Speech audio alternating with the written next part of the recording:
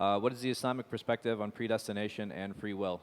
This is a little bit of a longer conversation, but the first people to ask this question were the companions when they went to the Prophet Muhammad sallallahu alaihi wasallam and they said to him, "Anatruk al-amal?" Yani should we leave off doing good deeds? And he sallallahu alaihi wasallam, he said, "No, don't leave off doing good deeds. Yani keep doing good deeds so that this takes you to where it was written for you." There are different schools on how to deal with this. So you have the Hanabila, Ash'ara, Maturidiyya.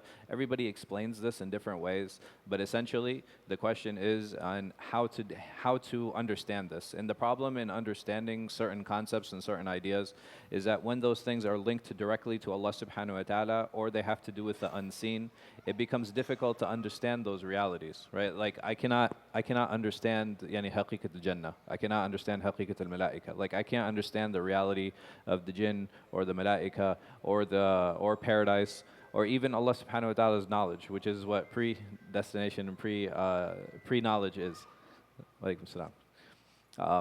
But like I said, this is a little bit of a longer discussion, and this is something because it is directly connected to something that is ghaibi and that is unseen, and it is from the six pillars of Iman. Understanding the mechanics of how something is, it's not necessary, but believing in it is.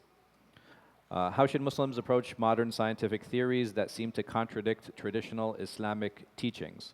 So this is a bit more I would say, intricate in terms of how do we deal with science and how do we deal with Islam.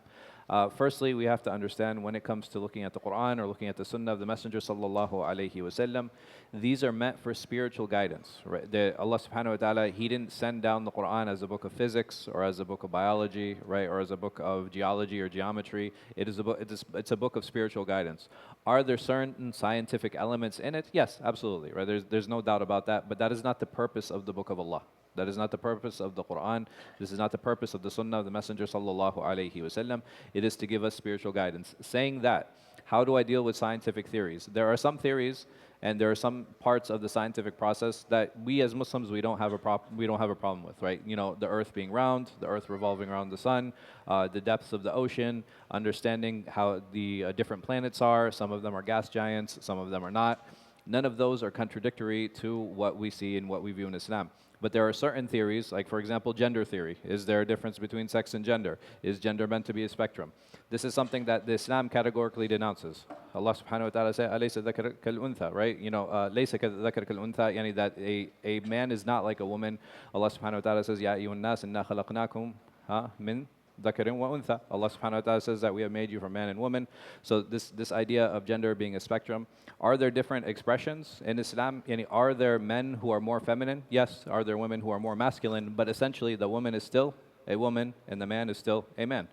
Some men are more masculine, some women are more feminine. There's a spectrum in personalities. There's not a spectrum in gender, right? Gender and sex, these are the same things Islamically. So there are certain theories that Islam will categorically and outright reject. And there are some that do not contradict with Islam. So the question is like, if we understand the Quran and the Sunnah to be the truth, then science is something that should not contradict it, right? Because science is the method that Allah subhanahu wa ta'ala has given us to explore the world around us. And therefore, there shouldn't be a contradiction. And if there is, that's something that is worthy of exploring. But like I said, even a lot of people will talk about, you know, the different types of theories. They're like, you know, evolution, does it work with Islam? And I think those conversations are worth having. I think they're good conversations because the things that we have to believe in is that Allah subhanahu wa ta'ala, He created Adam. He Azza wa Jal, He created this world. He created this.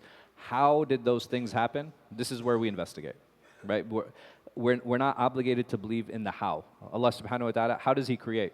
Kun fayakun, right? That's it. That's all we know. When Allah subhanahu wa ta'ala commands for something to be created, that is created.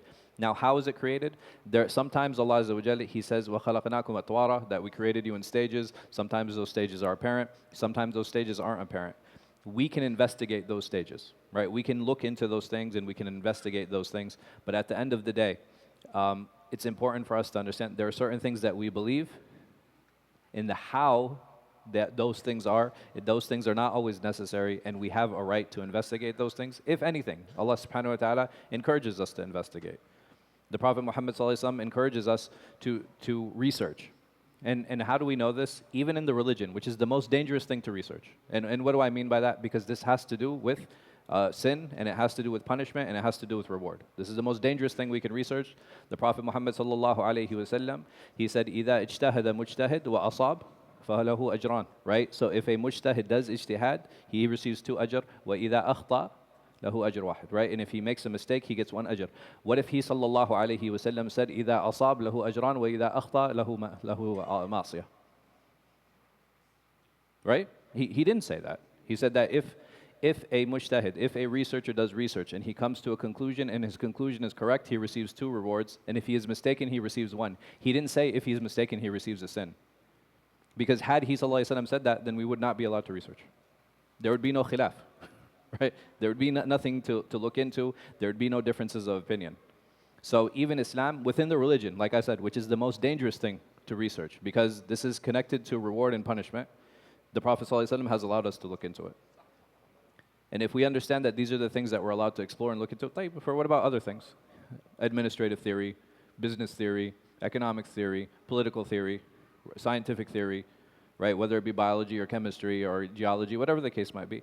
We have every right to explore all of these things, and I don't believe the method is problematic in and of itself. Sometimes the conclusions can be wrong, but even those we can always go back and look at the methods on how those things are being researched, and Allah knows best.